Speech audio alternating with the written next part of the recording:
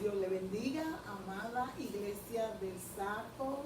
Dios le guarde, gracias le damos al Señor, porque una vez más en esta tarde estamos aquí junto a nuestro hermano Eladio Rivera, nuestro superintendente de Educación Cristiana y Familia de esta hermosa iglesia del Saco. Y vamos a dar hoy el estudio de la lección número 21, ¿verdad? Amén, 21. La 21, Cristo es la manifestación de la vida eterna. Y para esta lección, ¿verdad? Está en Primera de Juan, capítulo 1, verso de, ¿verdad? Del 1 hasta, creo, ¿verdad? Aquí estamos hasta el 10. Y luego, pues también vamos a considerar Primera de Juan, capítulo 2. También. Verso 1 y 2. Verso 1 y 2, amén. Así que, ¿verdad? Lo anotamos ahí. Ya ustedes saben, esta es la lección de hoy. Pero vamos a comenzar orando, amén. Le damos gracias, Señor, por su amor y su misericordia. Nuestro hermano Willy, ahí en la guitarra, nos acompaña. Bendiga. Amén. Está con nosotros. Y así que nuestra hermana Esmeralda y nuestra hermana Olga. Así que nos pasamos por la maravillosa, ¿verdad?, bendición de esta oportunidad hermosa de estar aquí, ¿verdad?, poder estudiar su palabra. Bendecir a nosotros y bendecir a usted que está, ¿verdad?, viéndonos a través del canal de YouTube. Así que vamos a orar para dedicar este momento al Señor. Oremos. Amante Dios y Padre Celestial, Dios de infinita misericordia, Dios grande, Dios maravilloso. Venimos delante de tu presencia, Señor, porque tú eres Dios y no hay nada que se escape de tu mano. Y en esta tarde, Señor hermosa, nos sentamos a la mesa para disfrutar de un rico pan, Señor, de este alimento espiritual, de esta oportunidad y privilegio que tú nos permites estudiar tu palabra en esta tarde, esperando que podamos ser de edificación para aquellos que nos están mirando, Padre. Ayúdanos y danos ese conocimiento, Padre, para nosotros explicar, Señor, tu palabra con rectitud y correctamente, Padre. Te pedimos una bendición especial para nuestros hermanos y para todos aquellos amigos que están viéndonos en este canal. Te lo pedimos en el nombre de Jesús. Amén, Señor, y amén. Vamos a tener nuestra hermana Esmeralda, ¿verdad?, que nos cante una alabanza, amén, un corito. Se acerca por aquí y vamos a cantar al Señor, amén. Nos gozamos, amén, porque Dios ha sido tan bueno por nosotros. Gloria al Señor, aleluya. Queremos adorar al Señor, gloria a Jesús. Como las aguas del río cuando llegan a la mar, como las aguas del río cuando llegan a la mar, así llegó la gloria de Dios a mi corazón, así llegó la gloria de Dios a mi corazón. Y ahora sí libre soy, ahora sí salvo soy, ahora siento el poder de la presencia de Dios. Ahora sí libre soy, ahora sí salvo soy, ahora siento el poder de la presencia de Dios. Como las aguas del río cuando llegan a la mar, como las aguas del río cuando llegan a la mar, así llegó la gloria de Dios a mi corazón, así llegó la gloria de Dios a mi corazón.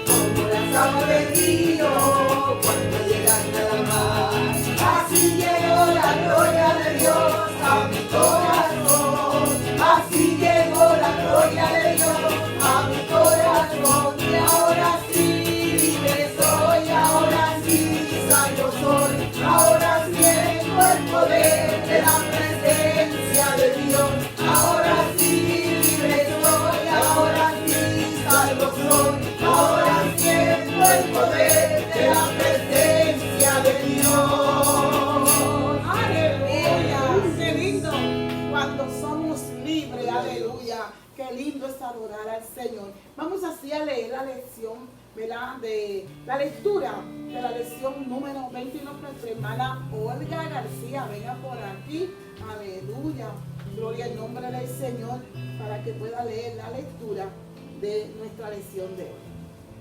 Amén, gloria a Dios. La lección 21 tiene como título Cristo es la manifestación de la vida eterna. Se encuentra en la lectura de Primera de Juan 1, del 1 al 10. Dice así en el nombre del Padre, del Hijo y del Espíritu Santo. Amén. Lo que era desde el principio, lo que hemos oído, lo que hemos visto con nuestros ojos, lo que hemos contemplado y palpado nuestras manos tocante al verbo de vida, porque la vida fue manifestada y la hemos visto. Y testificamos y os anunciamos la vida eterna, la cual estaba con el Padre y se nos manifestó. Lo que hemos visto y oído, eso os anunciamos, para que también vosotros tengáis comunión con nosotros. Y nuestra comunión verdaderamente es con el Padre y con su Hijo Jesucristo. Estas cosas os escribimos para que vuestro gozo sea cumplido. Este es el mensaje que hemos oído de Él y os anunciamos. Dios es luz y no hay ninguna tinieblas en Él. Si decimos que tenemos comunión con Él y andamos en tinieblas, mentimos y no practicamos la verdad. Pero si andamos en luz, como Él está en luz, tenemos comunión unos con otros, y la sangre de Jesucristo, su Hijo, nos limpia de todo pecado. Si decimos que no tenemos pecado, nos engañamos a nosotros mismos, y la verdad no está en nosotros. Si confesamos nuestros pecados, Él es fiel y justo para perdonar nuestros pecados y limpiarnos de toda maldad. Si decimos que no hemos pecado, le hacemos a Él mentiroso y su palabra no está en nosotros. Señor, añada bendición a su palabra. Amén. Dios te bendiga, Olga. Qué lindo el Señor. Gracias le damos a nuestra hermana Esmeralda. Amén. Y nuestra hermana Olga por compartir con nosotros en esta preciosa tarde del Señor. Amén. Nuestro hermano Eladio está ya ready para el bombardeo de preguntas que le tengo ahí. Aleluya. Siempre. A ver, gloria al nombre del Señor. Nos vamos a gozar porque esta lección es rica, es extraordinaria, ¿verdad? Y seguimos diciendo que estos temas están atemperados para esta época. ¡Wow! Tremendo. Cristo es la manifestación de la vida eterna. Aleluya. Así que, ¿verdad? Yo quiero leerles un poquito lo que es la afirmación fundamental. Amén. Y así empezamos la clase y nuestro hermano Eladio ya está ready para esas preguntas que le voy a hacer a él. Dice, la Biblia declara que el verbo de Dios es la luz del mundo y la vida eterna. Hay una declaración, una afirmación fundamental que el verbo de Dios es la luz del mundo, Jesucristo, y que es nuestra vida eterna. Para aquellos que hemos conocido al Señor, somos creyentes, nosotros hemos declarado que no estamos más en tinieblas, porque la luz vino a nosotros a través de Jesucristo. Dice que en esta lección que vamos a estudiar, nuestro hermano Eladio, comenzamos el estudio de la primera epístola, ¿verdad?, de Juan. Parece ser que es una colección de mensajes o predicaciones para prevenir a unas comunidades cristianas. Hay una problemática ahí, ¿verdad que sí? Hay un asunto que Juan quiere resolver, que habían dejado el Evangelio de Cristo. Este grupo que se habían alejado sostenía una cristología que no armonizaban con el contenido del Evangelio. Y ahí vamos a hablar ahorita de los docentistas, ¿verdad? Y de unas personas, un grupo de gente que habían sido cristianos y luego entonces se desviaron, se alejaron de la verdad y comenzaron a tener sus propias ideologías, sus propias conclusiones, dejándose llevar por algunas personas, y eso lo vamos a ver. Ellos negaban que el pecado y su consecuencia les pudiera afectar en su nuevo estado espiritual. Y eso es, como decimos en inglés, un issue. Era un problema que Juan enfrentaba. Por eso tuvo que escribir esta carta. Amén. Dice que ellos se consideraban los más espirituales. Oye, eso es bien peligroso, ¿verdad? Cuando una persona se cree muy espiritual y todo lo espiritualiza, hasta cuando, ¿verdad?, uno le echa más sal al ajo, dice el Señor reprenda. ¿Verdad? Espiritualizan todo, hay que tener mucho cuidado. Amén. Con el terrible problema que ellos tenían era que no practicaban la caridad. Ellos eran espirituales, pero no sentían amor por el prójimo, ni la empatía. No tenían empatía tampoco.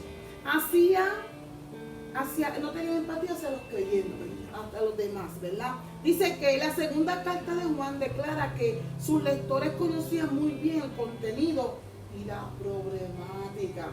Oiga, como que no se parece a la iglesia de hoy en día. Qué problema, ¿verdad, hermano? Qué problema. Siempre ha sido similar. ¿Verdad que Toda sí? la vida, personas que hacen su propia doctrina, que se apartan de la doctrina bíblica, Ujú. para hacer su propio pensamiento, lo constituyen la doctrina. Amén. Así que vamos a, dice el versículo 1, yo quiero considerar este versículo que dice lo que era desde el principio. Juan, ¿verdad?, quiere describir lo que era desde el principio. Este versículo 1 de Primera de Juan es similar al versículo de Juan. Del Evangelio. Del Evangelio también, ¿verdad? Porque explíqueme eso un poquito. Primera de Juan es una epístola. ¿Y una epístola es qué? Una carta. Una carta. Una carta. Entonces, cuando vamos a Juan, el libro de Juan, al Evangelio, entonces no es una carta. No es una carta en el sentido de lo que significa la redacción de una carta. Exacto. Es un documento muy diferente. Y es el cuarto evangelio, el último evangelio que se escribe. De hecho, Juan es el único evangelio que se escribe para la iglesia. Los otros evangelios que se le llaman sinópticos se escriben para distintos grupos de personas, para los romanos, para los griegos, pero Juan le escribe a la iglesia. Es el último evangelio y realmente el propósito de Juan es exaltar precisamente al Cristo, el Hijo de Dios. A Cristo como el Hijo de Dios. Qué lindo, ¿verdad? Y eso lo vamos a hablar. El mismo Juan de la carta es el mismo Juan del Evangelio. Correcto. El mismo, el llamado discípulo amado, lo que por ahí algunos le dicen el teólogo Juan, que realmente pues no sé exactamente dónde surge el título, pero lo tiene bien ganado. Amén.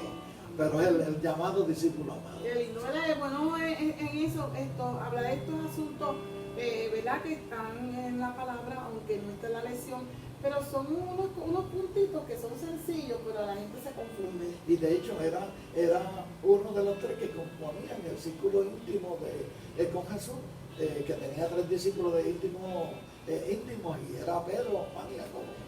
San Juan era uno de ellos. Amén. Pues le pregunto, no está ahí, yo lo voy a preguntar. No, se pone nervioso, él sabe. Ese mismo Juan es el Juan que Jesús le habló en la cruz y le dejó encargada a... Claro que sí, María, claro que sí. De hecho, Juan fue el único de los discípulos que se mantuvo cerca de Jesús en la crucifixión. Todos los demás lo dejaron, lo abandonaron. Y Juan también en su principio se fue. O sea, no estamos diciendo lo contrario. Pero aparentemente Juan se fue y luego regresa y sigue a cierta distancia.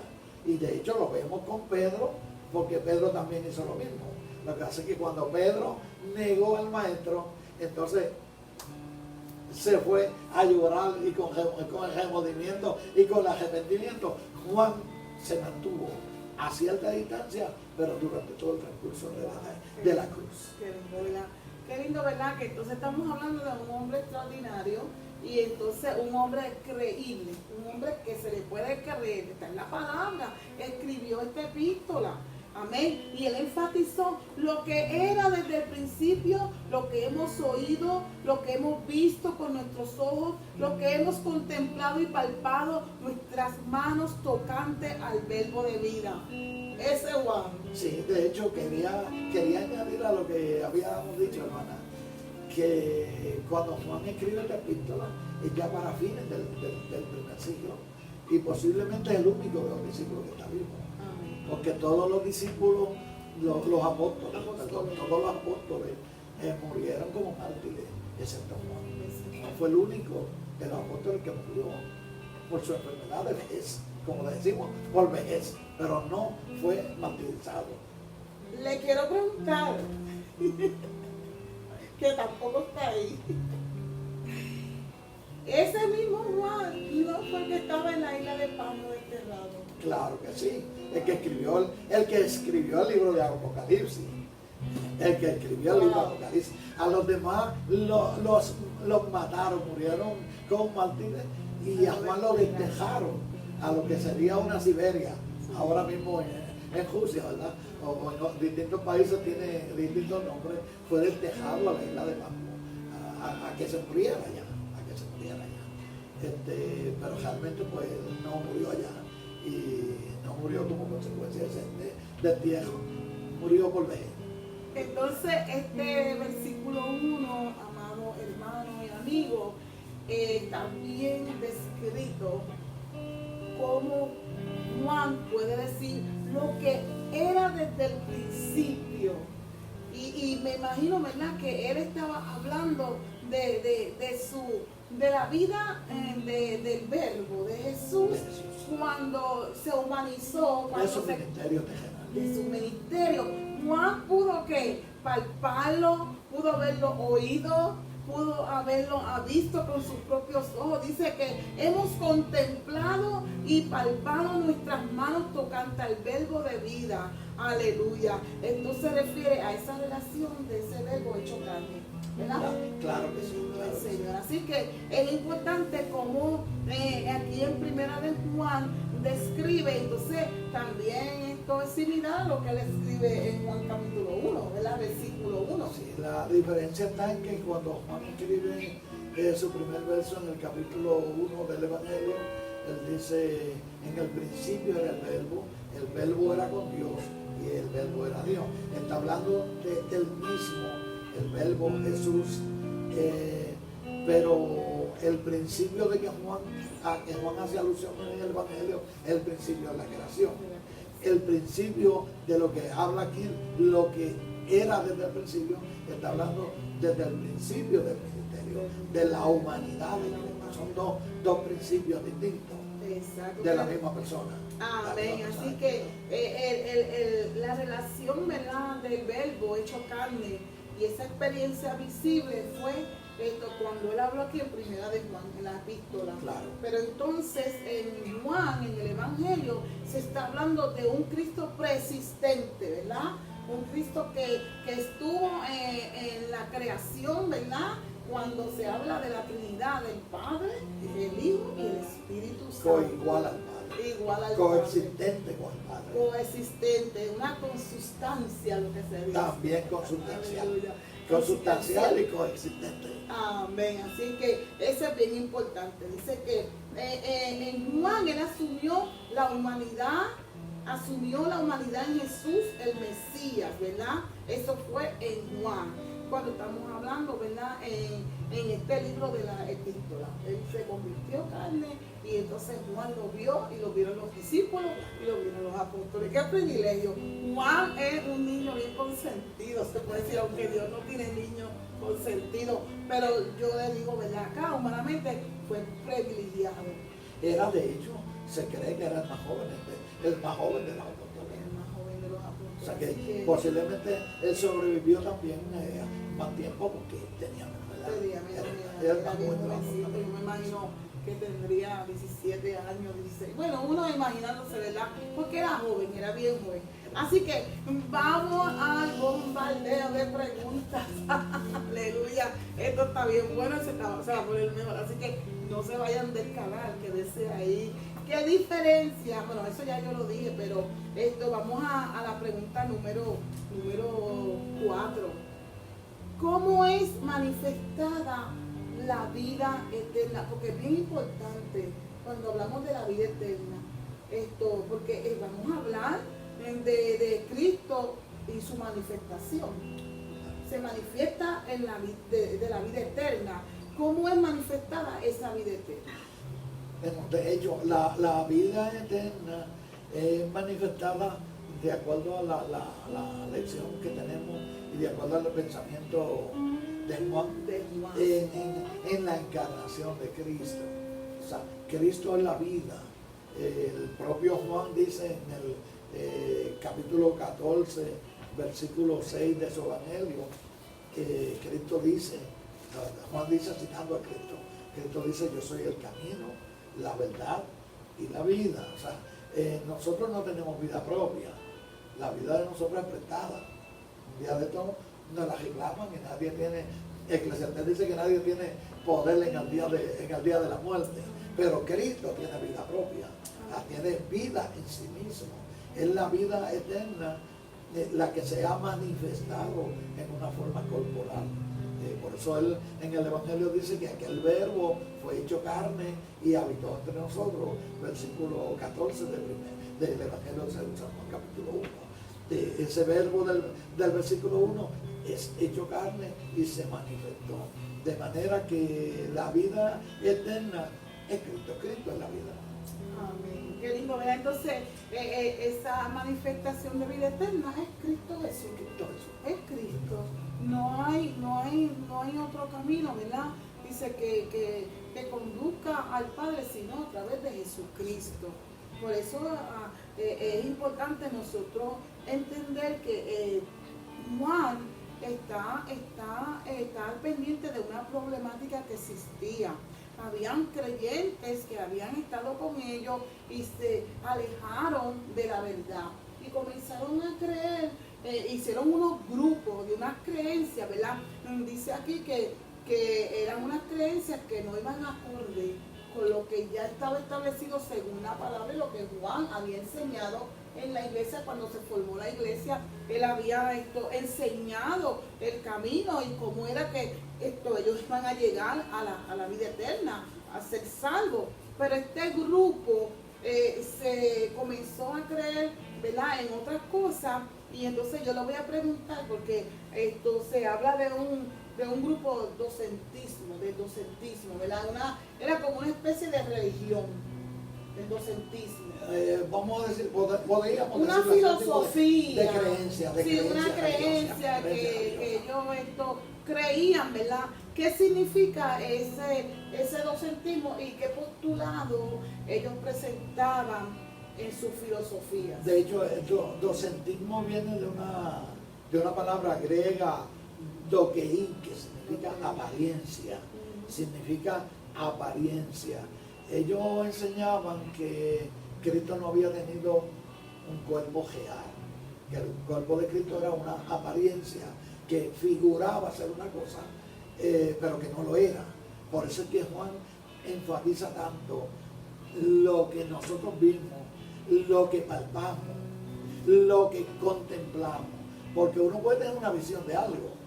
Yo vi algo y creo que vi algo, pero no lo puedo tocar, no me puedo detener a contemplarlo. Es algo que pasó en un momento dado, un flash, como decimos nosotros en el buen castellano. El flash en el buen castellano.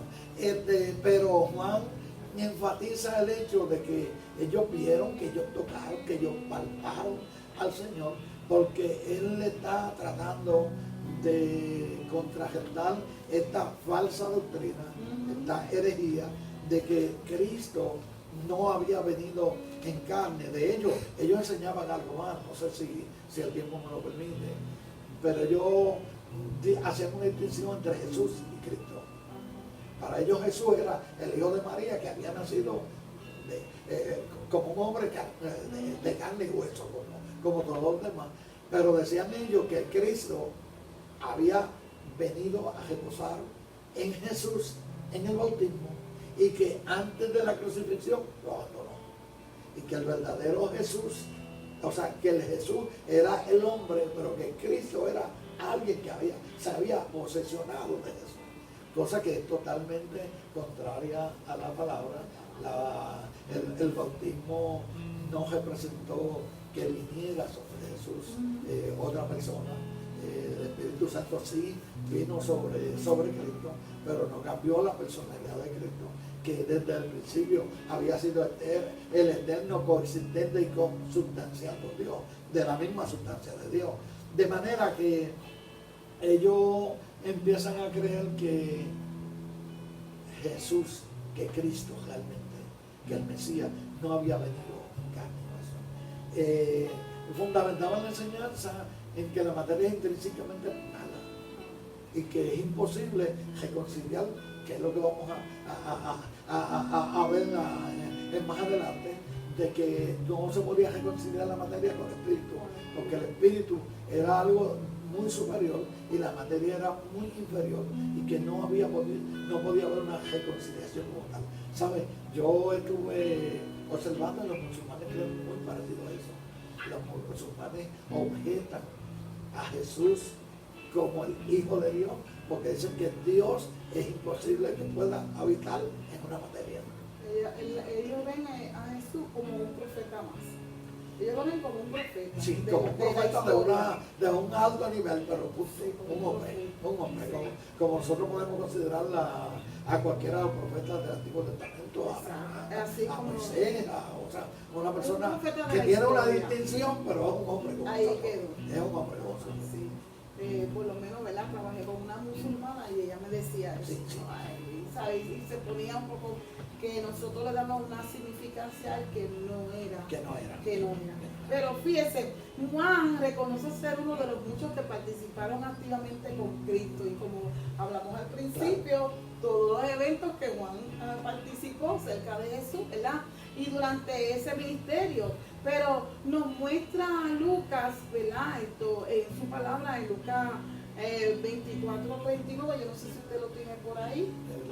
Vamos, búsquelo por ahí a ver qué nos dice esto, porque Juan le reclama a estos disidentes, ¿qué se dicen? Estos disidentes. Ya me recordé de memoria el texto, pero no, lo tiene, ¿verdad? Entonces, él le reclama, ustedes ni participaron, ustedes ni vieron, ni oyeron. Nosotros hemos tenido la bendición, yo estoy parafraseando, ¿verdad? Esto de Juan. Nosotros tenemos la bendición que hemos utilizado los tres sentidos.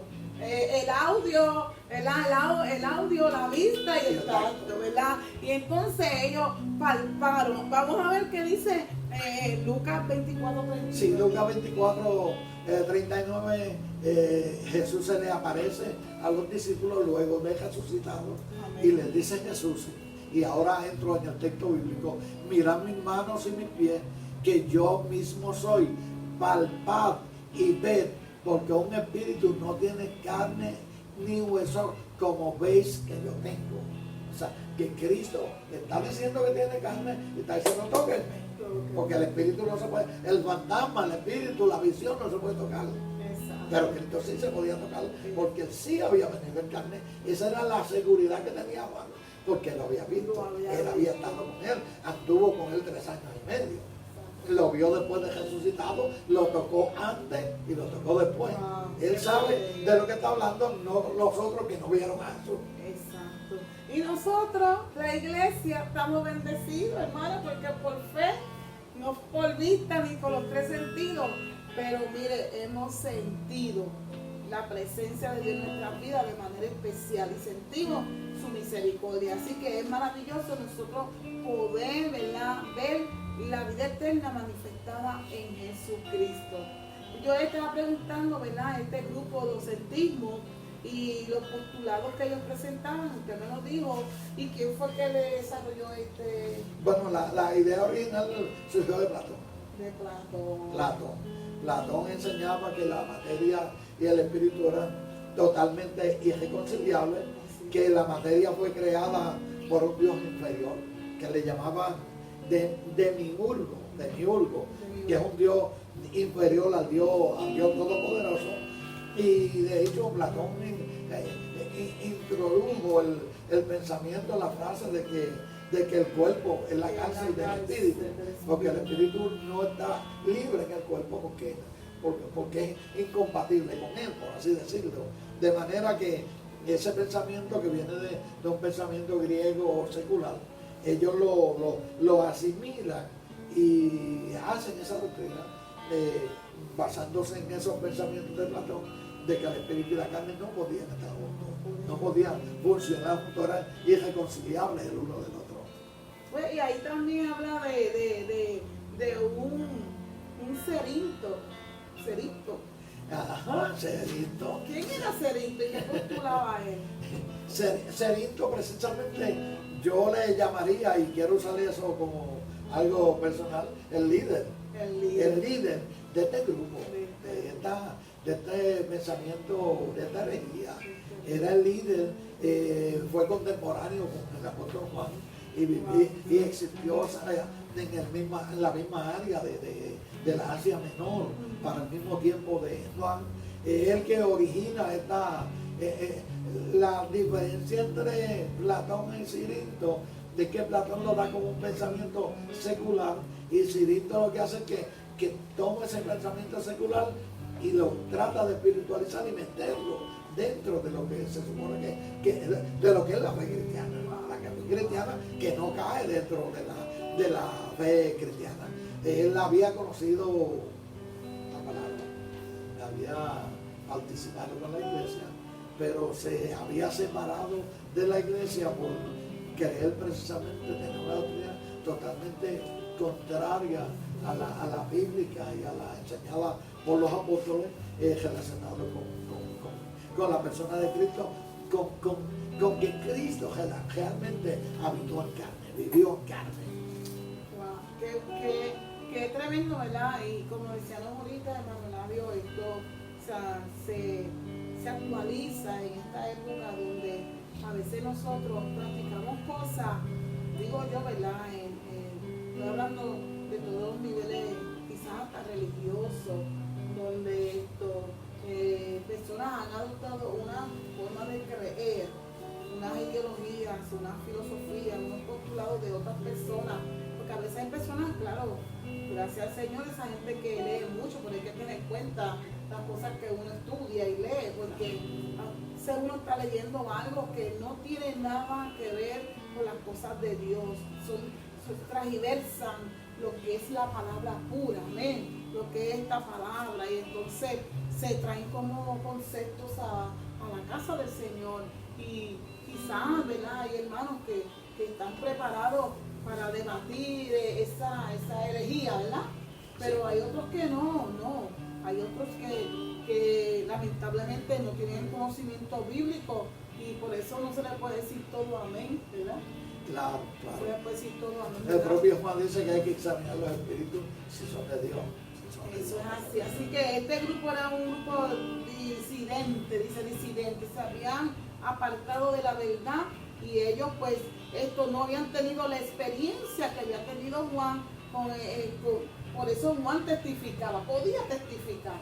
Claro. Podía anunciar. Porque él había sido un testigo. Él había palpado, él había visto, él había escuchado. De primera mano, no de segunda mano. No de segunda mano, no, a mí me dijeron, yo palpé, mire hermano, yo digo que cuando uno tiene una convicción es porque uno se ha parado en la brecha o se ha puesto también a escudriñar la palabra y ha recibido del Señor, ¿verdad? Esos milagros que Dios ha hecho en la vida y eso nos reafirma, hermano, el testimonio del cristiano cuando tiene experiencia con el Señor y ve la bondad del Señor, ve la sanidad, ve los milagros, ve que de la nada surgen cosas, uno puede decir, yo sé que mi Redentor vive, yo sé porque yo no tenía y ahora tengo, yo sé que eso proviene de mi Señor. Y entonces Juan testificaba y anunciaba que la vida eterna estaba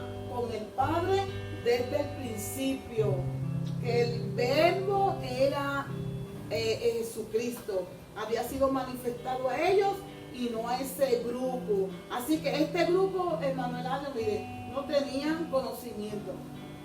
del Señor. No tenían un conocimiento personal. No habían Una tenido experiencia una experiencia, personal. se habían apartado, no podían reclamar, pues estos no fueron testigos oculares de lo que estuvo Juan con sus apóstoles, ¿verdad? De Jesús, estuvieron viendo. Este grupo eran lo que, ¿verdad? Nuestro hermano decía docetas, ¿verdad? Según estos postulados, eran filosofías platónicas, como yo, ¿verdad? Usted había dicho y estoy repitiendo para aquellos que están escuchando, y la importancia de la comunión con Dios y los hermanos era importante. Ellos en su creencia errónea, ellos se creían más espirituales, pero sus acciones, ese es como uno dice, yo te amo en el amor del Señor, entonces, pero yo tengo que amar en el del Señor, pero yo tengo que amar de mi corazón, porque a muchas veces yo te perdono en el nombre del Señor, te tiene que perdonar, porque ya el Señor nos ha perdonado, entonces es de nosotros. Yo te amo, pero te veo caído y no te recojo. Hermano, y eso es, ¿verdad? Eso se contradice a lo que verdaderamente Dios quiere por la vida del hombre. Vamos a preguntarle, hermano Eladio, ¿está ready to go? Aleluya. Yo me gozo, mi amada iglesia, estudiar esta palabra del Señor, ¿verdad? Y nosotros, yo llevo como 2 o 3 días en esto, ¿verdad? Y lo leemos y lo volvemos y lo leemos. Y esto gusta. Yo siempre me cito yo misma. Saboreando. Sí, yo digo, ve, gustad y ve qué bueno Jehová. Dichoso el hombre que confía en él. Dichoso el hombre que confía en esta palabra. Amén. Así que mencióname las 3 formas de comunión con Dios. ¿Ok? Con el Hijo y con el Espíritu Santo y con los creyentes. ¿En qué 3 formas? Pues, fíjense, uno de los problemas que tenían estos grupos era que por ellos considerarse una élite superior a los demás, pues ellos menospreciaban a los demás creyentes. O sea, ellos se sentían que ellos sabían más, que ellos eran más espirituales y menospreciaban a los demás creyentes. Por eso es que el apóstol Juan enfatiza tanto el principio de la coinonía, que es la comunión. Coinonía es comunión, tener comunión, viene de tener algo en común, pero luego se transfiere a lo que es una fraternidad también, ser fraterno, tener cosas en común, tener unos propósitos similares. Y ellos no querían tener comunión con los que estaban en un nivel inferior, porque ellos estaban en un nivel más superior desde el punto de vista de ellos. Pero realmente, fíjense, cuando yo entro en este tema, no quiero desviarme de la lección, pero quiero aprovechar la necesidad que la Biblia nos habla de nosotros vivir en comunión con los hermanos, con la iglesia, de ser un cuerpo. Porque hay muchos que se está desarrollando la idea de que yo soy cristiano, pero yo no tengo que ir a la iglesia. Yo soy cristiano, pero yo vivo separado del grupo. Bueno, te separa porque eres mejor, te separa porque te sientes inferior, te separa porque sientes que no necesitas. La Biblia establece la necesidad de que nosotros tengamos comunión unos con otros, de que nos conformemos como una familia de fe y que podamos compartir en igualdad. Una de las cosas, yo hablaba hoy con un doctor que está empezando a caminar en los caminos del Señor y no voy a mencionar su nombre porque no tengo autorizado hacerlo, pero él me decía, no, yo cuando llegué yo le decía a la gente, no, yo aquí no soy doctor, aquí yo soy uno más, yo soy uno más. Yo soy médico, ok, fantástico, pero aquí soy un hermano más, igual que todos los demás. Y lo bonito del Evangelio es que nos ubica en una misma posición con nosotros. Nosotros tenemos comunión entre nosotros porque tenemos comunión con Dios. Hay una comunión extraordinaria, que es la comunión que tiene la Trinidad, Padre, Hijo y Espíritu Santo. Ellos tienen una comunión, algunas cosas en común y la comparten. Pero entonces nosotros tenemos comunión con Cristo. Y al tener comunión con Cristo, eso nos identifica para tener comunión uno con nosotros. O sea, si nosotros realmente tenemos comunión con Cristo, tenemos la obligación y la necesidad de tener comunión los unos con los otros. No, aquí ninguno es mejor. Usted es pastora y tiene una posición y se respeta la posición. Las posiciones de cada cual se respetan. Delante del Señor estamos en el mismo nivel. Porque usted es hija de Dios, igual que yo soy hija de Dios. No es que menosprecie su posición. Respeto su posición, respetamos la posición de los que la tienen, porque eso también la Biblia lo dice, que tenemos que respetar. Pero delante de Dios somos iguales. Eso realmente es el principio de tener comunión, el sentirnos en igualdad con los demás. No somos superiores, porque estudió más, porque sabe más, porque lleva más tiempo. No. El hijo es hijo, y el hijo que tiene 20 años es igual de hijo que el que nació ayer. Los dos son iguales de hijos y tienen los mismos derechos de hijos. Qué lindo el Señor, ¿verdad? Esto es bien importante ese tema, porque a veces nosotros como que perdemos un poquito ese hilo, ¿verdad? Y hay personas que tienen sus profesiones seculares. Y a veces pues también tenemos, ¿verdad?, en la iglesia gente que tienen su liderazgo como iglesia, amén. Pero ante el Señor todos somos iguales y no podemos estar, ¿verdad?, sirviéndole pleitesía, ¿verdad? Al único que se recibe pleitesía es el Señor, al único, amén. Así que había un problema grande, otro problema. Sí, me permite antes de llegar a ese problema. Quiero leer el verso bíblico que tiene que ver con el asunto de comunión. Okay. El versículo 5 al 7 de la lectura dice: este es el mensaje que hemos oído de él y que nos anunciamos que Dios, si decimos que tenemos comunión con él y andamos en tinieblas, mentimos y no practicamos la verdad. Pero si andamos en luz como él anduvo en luz, tenemos comunión los unos con los otros. O sea, es esencial que si nosotros andamos en el camino de Cristo, tenemos que tener comunión uno con otro. No puede ser separados. No puede haber separado. Juan capítulo 15 habla de la vid y los pámpanos. Y no se puede vivir. O sea, usted no puede tener un racimo de guineo que diga: yo me voy a separar de la mata porque ya yo la necesito. No, tiene que estar ahí. Nosotros estamos en Cristo, estamos unidos. La pregunta, díganos, ¿cuál es el otro problema que había? Claro, que había otro problema. Había otro problema, pero como él habló de andar en luz, y esa era la otra pregunta, y yo pero ya gracias a Dios él lo leyó y vamos a hablar a qué se refiere ¿verdad?, esa carta de andar en luz, y él lo explicó muy bien, así es que no hay nada que explicar. Pues yo le voy a hacer la pregunta, porque ahí habla del gnosticismo, de los gnósticos. Eran unos gnósticos que eran cristianos, pero tenían sus argumentos. ¿Qué creían ellos? ¿Qué argumentaban? De hecho, el término gnóstico viene de gnosis, que significa conocimiento. Esta gente creía que tenía una iluminación más grande que los demás. Estos eran otro tipo de élite.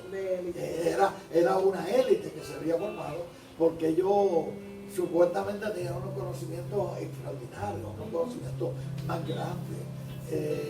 En el caso de este grupo son estas personas que quizás tienen una preparación, ya sea académica, secular, o una preparación teológica, y se consideran superiores a los demás hermanos que son más humildes y que son más sencillos. Y ellos enseñaban que la salvación se adquiría por el conocimiento. Nosotros creemos en el conocimiento, creemos en la teología, nos encanta estudiar, estimulamos a la gente a que estudie, a que aprendan, a que se preparen, pero la salvación no está en el conocimiento, la salvación está en la experiencia que tenemos nosotros con Cristo.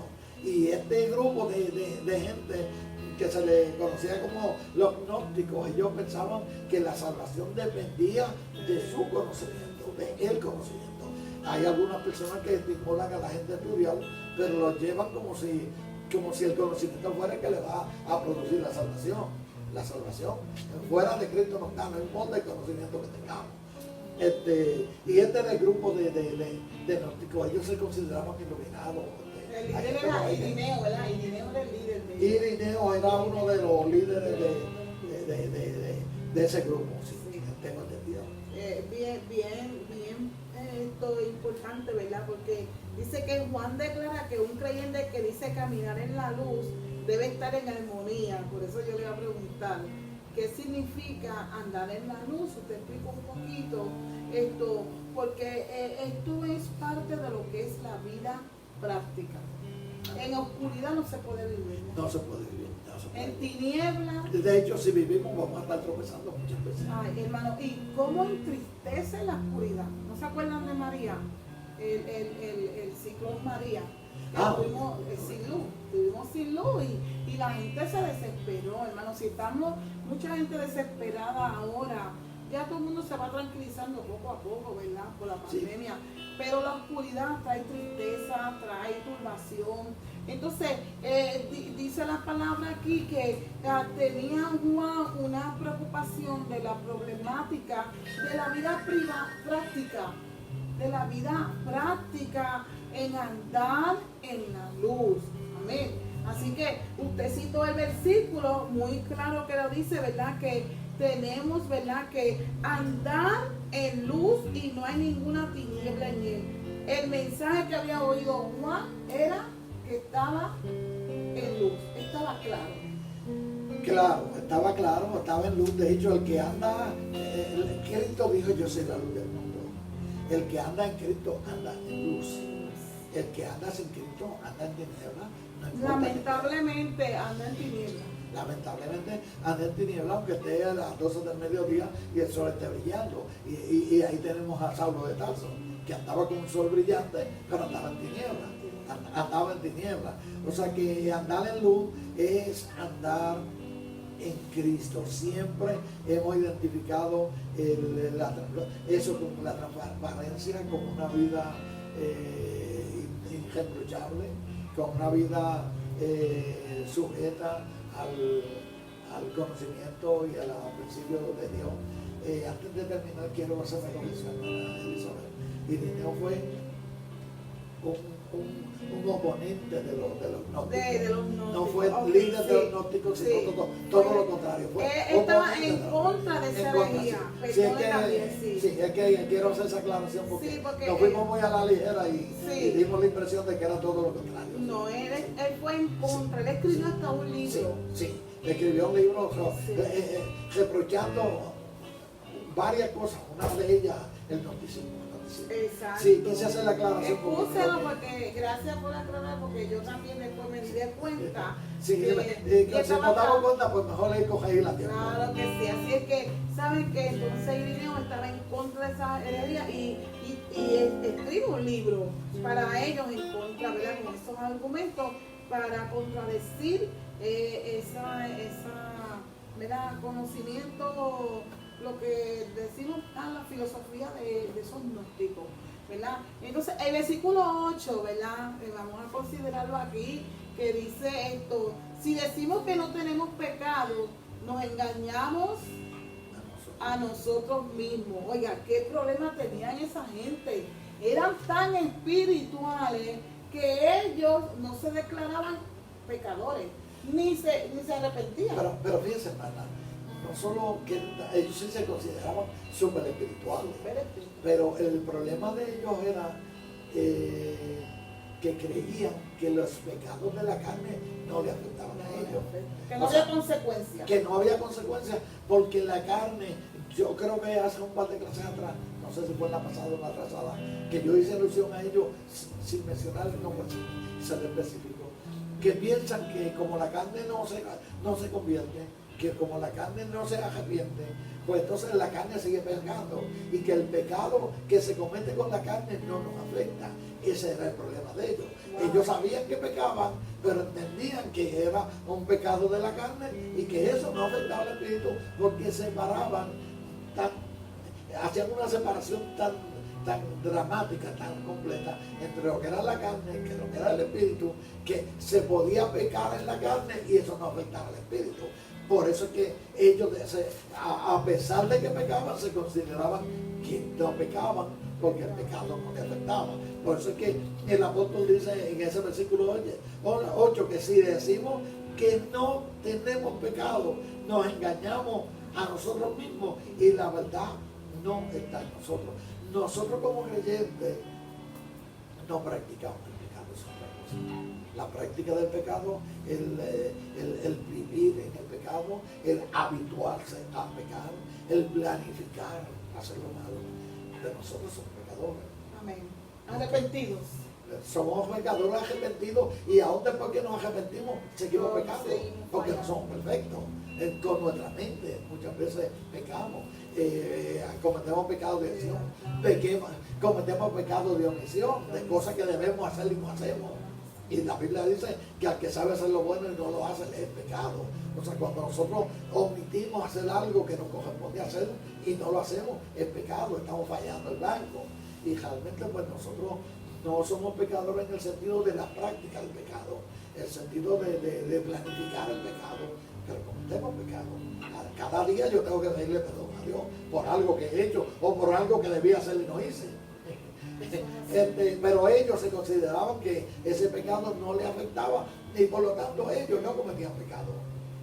Dice el apóstol que se engañan a ellos mismos y la verdad de Dios no está en ellos, porque la verdad es que el que conoce la santidad de Dios, el que conoce la santidad de Dios, hermana de Israel, sabe que es un pecado. Nos hemos arrepentido porque cuando llegamos a la presencia del Señor nos sentimos sucios. Nosotros decimos, el piso está limpio. Mapeamos el piso y está limpio. Pero se le cae la comida al nene. ¿Y qué le decimos al nene? Que el piso estaba sucio. Que el piso estaba sucio. Digo, está relativamente limpio, pero no está limpio. Y nosotros decimos que estamos limpios. Nosotros nos purificamos aquí, entonces limpió. Pero si nosotros ponemos para una sala de operación, Otra vez. no nos dejan entrar, decimos, no, usted no está limpio. Entonces, nosotros nos sentimos limpios, nosotros nos bañamos, nos aseamos, hemos hecho todos los protocolos que dicen. Pero limpio en el sentido absoluto no lo estamos. Y en ese sentido es que decimos que cometemos pecado, porque cuando nos presentamos delante de la santidad de Dios, seguimos pecando. Y el Señor nos sigue perdonando por su misericordia. Ellos decían que no, ellos ya no pecaban. Wow. Se engañaban ellos. Mismos. Fíjense que esto siempre hay que actualizar en la clase. Acuérdense que Juan fue la antigüedad y brigaba con esa problemática, pero nosotros tenemos esa problemática, porque esta gente decían que no hemos pecado, decían. Que no hemos pecado. Decía, no juzgaban sus acciones, ¿saben? Prevaricaban, hacían cosas que Dios no le agradaban, pero ellos, nadie podía juzgar sus acciones porque ellos eran bien espirituales. Ellos eran espirituales. Se engañaban a ellos mismos, a sí mismos, porque ellos, mire cómo se engañaban, que ellos pensaban que el pecado no iba a traer consecuencias. Negaban que el pecado no tiene efecto alguno en ellos. ¿No se parece a la vida de ahora la gente? Claro que sí. Que la gente anda sin fe, sin Dios y sin esperanza. Eso es lo A lamentable. veces uno le habla a alguien de que dice, yo no hago nada malo, yo no hago nada malo. Yo tengo a Cristo en mi corazón. Uno se queda como sorprendido. Dice que esas consecuencias, según vamos a leer Romanos 6:23, lo tiene por ahí. Romanos 6:23 dice que la paga del pecado Es muerte. es muerte. Que la paga del pecado es muerte, mas la dádiva de Dios es vida eterna en Cristo Jesús, Señor nuestro. Quiere decir que podemos ya argumentar cuando Romanos 6:23 nos dice que hay consecuencias para aquel que peca. Hay una paga. Hay gente, pero no se murió. No es una... Bueno, siempre tenemos que morir, ¿no? Es decir, Claro. pero morir espiritualmente, donde personas se han convertido en personas no convertidas al Señor, sino que su razonamiento ya no siente nada de lo que es Dios. Prefieren perderse. Las consecuencias es eterna. El futuro es eterno. Amén. Hay vida eterna en Cristo Jesús. pero hay condenación eterna para aquel que muere sin Cristo. Amén. Así es que esta lección está bien atemperada a este tiempo. Usted no, me citó Romanos 6:23 y dice que la paga el pecado es muerte. Pero Romanos 3:23 dice que todos hemos pecado. Por cuanto todos hemos pecado, estamos destituidos de la gloria de Dios. O sea, por nuestros actos estamos destituidos. Solamente la gracia de Dios es la que nos trae de nuevo a una salvación que es una dádiva, que es un regalo que Dios nos hace, pero que no lo merecemos. Porque no es porque nosotros somos tan buenos, es por lo bueno que Dios con nosotros. Qué lindo, ¿verdad? Qué lindo el Señor. Yo me pongo a pensar y yo me disfruto la palabra cuando nos dice, ¿verdad?, qué es pecado y qué consecuencias trae el pecado. Ahora le pregunto a Novenario, ¿qué declara la Biblia en cuanto al pecado? La Biblia declara en cuanto al pecado, ya hemos dicho que todos somos pecadores por nacimiento, por naturaleza. La Biblia dice que la paga del pecado es la muerte. Y también la Biblia nos dice felizmente que el Señor perdona nuestros pecados. Qué lindo, ¿verdad? Que el Señor perdona. Lo que ha hecho con nosotros. O sea, el pecado, la gente, yo que vi los otros días un pensamiento, una reflexión, porque la gente bien dando miedo al coronavirus, pero no tiene miedo al pecado. Le huyen al coronavirus, pero no le huyen al pecado. El gobierno dice que cojan una cuarentena, se ponen guantes, se ponen mascarilla, porque le huyen al coronavirus, pero en la Biblia le da la solución para el pecado, la depresión. Qué lamentable que el que muera de coronavirus sin Cristo. No, por eso. ¿De qué sirve? O sea, cuando ponemos las dos cosas en balance, el coronavirus es nada al lado del efecto del pecado. Porque el coronavirus no puede llevar a la muerte física, el pecado no lleva a la muerte espiritual. Wow, tremendo. Y mire, hermano, vámonos un poquito más allá. ¿Sabes las filas que hay en el supermercado y en las tiendas? La fila. Y dentro eso está cabalidad. Esperamos que la fila del templo cuando se abra sea la misma. Que yo tenga que poner una línea y desinfectar a todo el mundo que entre. ¿Verdad que sí? Ojalá que se cumpla. Que aquellos que hacen fila para el supermercado y se meten en la tienda, que hay más de 500, hay como 1000 personas ahí. Ojalá que el Señor cumpla su sueño. Amén, que sí.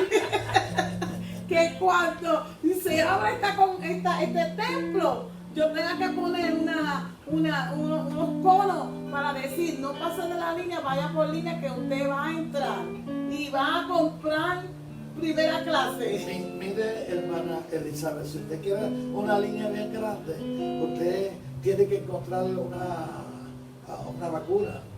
O una cura para el coronavirus y usted le pone que cura el coronavirus y la fila es interminable. Wow. Sin embargo, Dios nos dice que Cristo cura el pecado y la gente no viene. La gente no quiere ser curada del pecado y eso es lo más triste, las consecuencias que trae el pecado.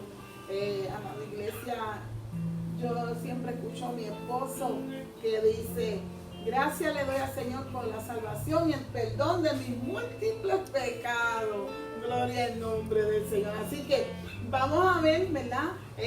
Sabemos que por la palabra se declara el pecado, ¿verdad? La palabra nos confronta, ¿verdad, hermano? Juan, a través de esta palabra, confronta a esta gente y nos confronta a nosotros sobre el pecado. Por eso es que la Biblia es como un espejo, porque nos refleja nuestra falta, nos refleja nuestro pecado. Ahí lo ven claramente. Así mismo. Pues entonces, ¿cuál es la respuesta de Dios a este problema tan grande del pecado? Qué bonito. La Biblia dice en Juan 3:16 que de tal manera amó Dios al mundo, que dio a su Hijo unigénito para que todo aquel que en él crea no se pierda. El último verso de la lección que tenemos dice que Cristo es la propiciación por nuestro pecado. En Hebreos 7, 25 y 26 dice que Él es nuestro sacerdote, nuestro intercesor, nuestro paracleto. Eso va. Él es el consolador de nosotros, realmente. O sea, la respuesta de Dios al pecado, para resumirla, es Cristo es la respuesta. O sea, la cruz de Cristo es la respuesta de Dios al pecado. No había otra manera, no hay otro camino, no hay otro medio, no hay otra forma. Sencillamente Dios diseñó, hizo el diseño de la cruz, porque el diseño de la cruz es lo único que nos quita el pecado. Es lo único que nos libra de sus consecuencias. Amén, qué lindo, ¿verdad? Esto, poder nosotros disfrutar, amén, de esta lección tan hermosa, donde nosotros podemos, ¿verdad? Esto, ver el sacrificio de Cristo. Les quiero preguntar, ¿qué significa propiciación? Propiciación. Caporé en hebreo. Caporé en hebreo y gilamos en griego. Gilamos en griego y caporés. De hecho, el caporet en hebreo, lo que se refería a la cubierta del arca del pacto, se le llamaba la propiciación, pero la propiciación realmente es el medio que Dios utiliza para expiar el pecado. Propiciación es el instrumento que Dios ha establecido para expiar, para quitar, para curar el pecado. Es realmente lo que quiere decir la propiciación. Y me llama la atención, hermana Elizabeth, ese verso bíblico de Juan. Yo no puedo desperdiciar este momento. Primera de Juan 2. Primera de Juan 2 dice, y Él es la propiciación por nuestros pecados. Y no solamente por los nuestros, sino también por las del mundo entero. Me llama la atención porque para mí ese es uno de los versos más contundentes en contra de la llamada expiación limitada que algunos hermanos profesan. Wow. Hay hermanos que respetamos, no tengo problema con ellos, ¿verdad? Pero que enseñan que el sacrificio de Cristo fue limitado solamente para los creyentes. Pero aquí la Biblia nos dice que el sacrificio de Cristo es la propiciación, es lo que limpiaría el pecado de la humanidad entera. O sea, el sacrificio de Cristo es suficiente para cubrir los pecados de toda la humanidad, aunque es eficiente solamente en lo que creen. Es eficiente en lo que creen, pero es suficiente. Lo que Dios pagó en la cruz del Calvario, lo que Cristo pagó en la cruz del Calvario es suficiente para expiar los pecados de todo el mundo. Ahí está, Primera de Juan capítulo 2, versículo 2, y Él es la propiciación por nuestros pecados, y no solamente por los nuestros, sino también por los de todo el mundo. Qué lindo, gracias Señor. Entonces eso es el Paracleto. ¿Qué significa Paracleto? Paracleto realmente, para mí la palabra mejor que yo encuentro para utilizar el Paracleto es un abogado.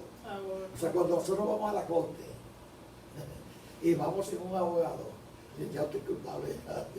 No hay quien lo defienda. No hay quien lo defienda, número uno, usted no sabe ni siquiera cómo defenderse. A lo mejor lo que dice va en su contra. Y usted se encuentra, nos encontramos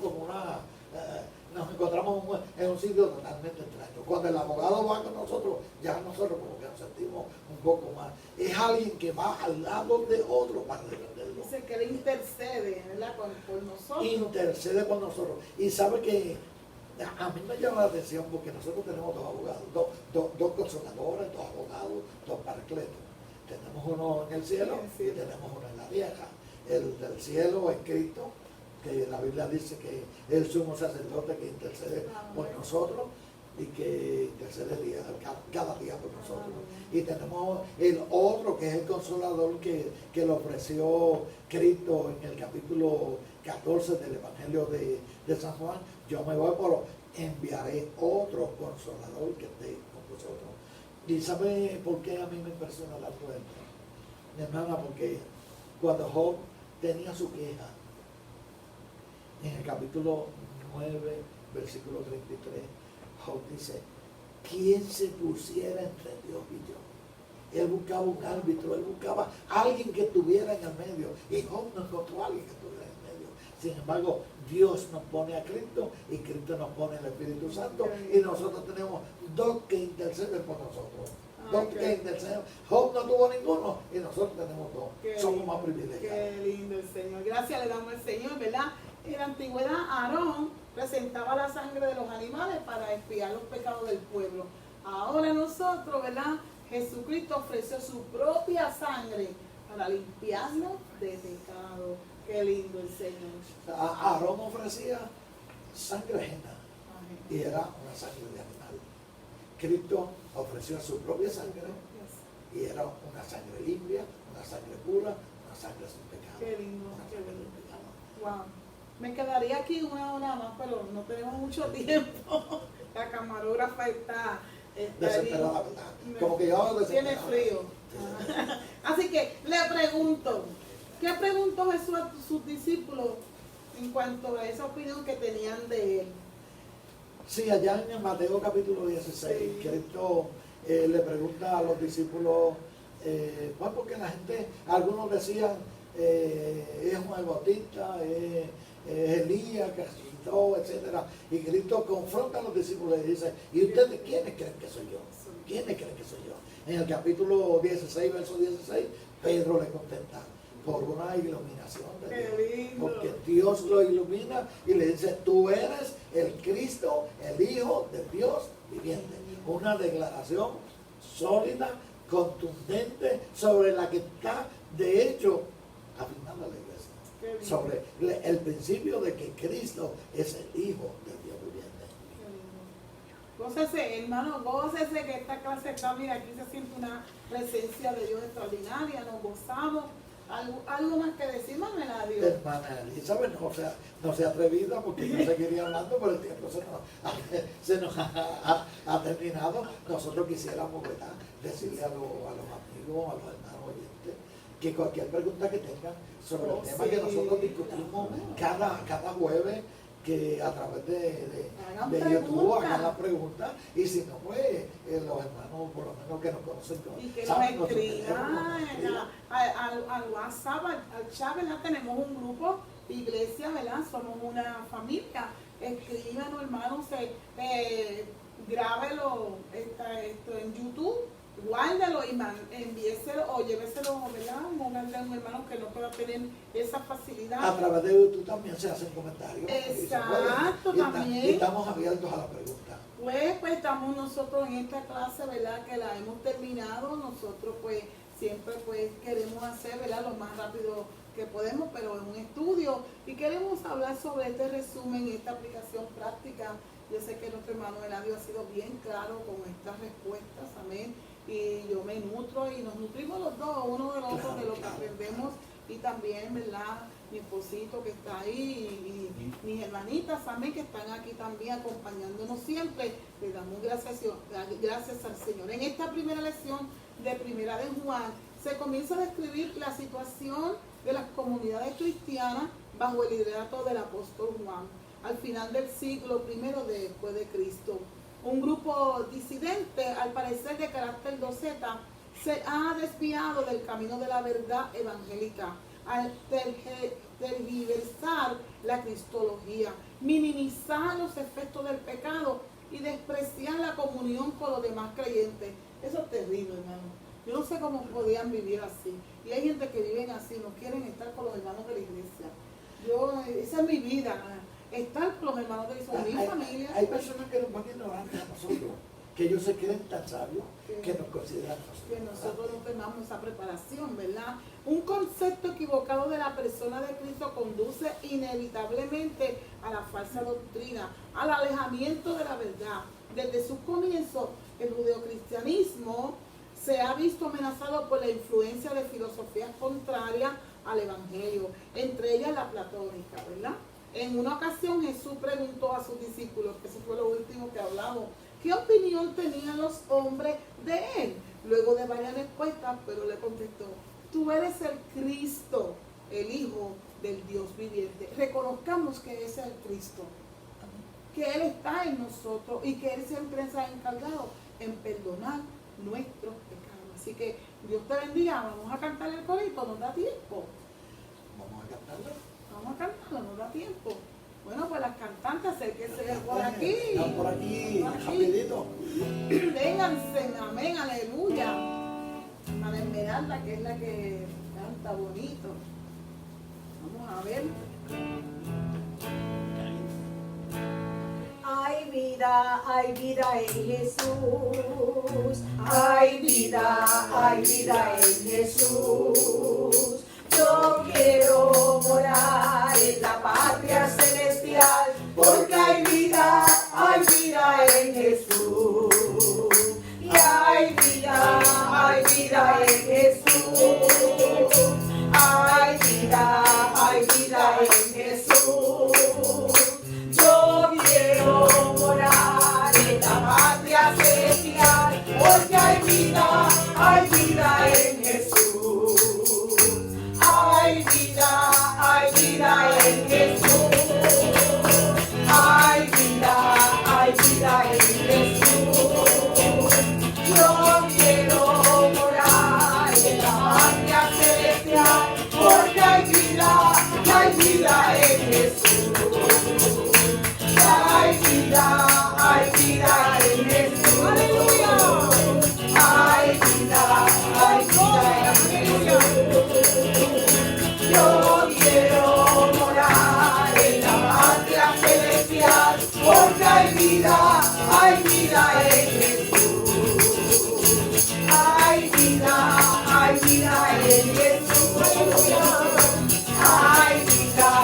Hay vida en Jesús. Yo quiero morar en la patria celestial, porque hay vida en Jesús. Aleluya, hay vida en Jesús, aleluya. Todavía hay tiempo para aceptar a Cristo.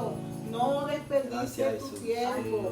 Ya, como dice el mismo viejo, ya se aproxima la hora. Hay que arrepentirse del pecado y mire, comenzar a buscar a Dios de cerca. Así que gracias le damos al Señor, oramos y despedimos, ¿verdad? Esta clase bíblica, gracias, hermano Eladio. Gracias a usted. Amén, así es que estamos en victoria. Amante Dios y Padre Celestial, te damos gracias. Gracias, Señor, por esta oportunidad hermosa que tú nos has permitido llegar hasta aquí y estar sentados a tu mesa, comiendo de ese pan sublime, de esa palabra hermosa, Padre. Gracias por la manifestación de ese verbo de vida, Padre. Gracias por Jesucristo. En el nombre de tu Hijo amado y Salvador. Amén, Señor. Dios le bendiga, Dios le guarde. Dios les bendiga.